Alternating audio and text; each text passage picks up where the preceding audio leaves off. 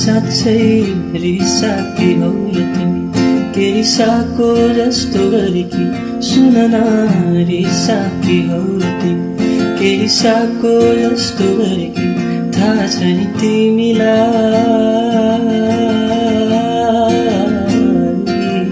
म पकाउँछु भनेर होला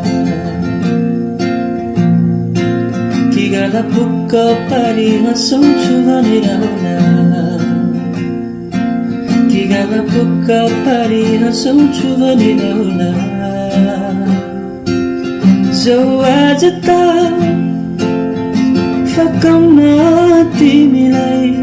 के गर्छौ तिमी जो आज त फकाउन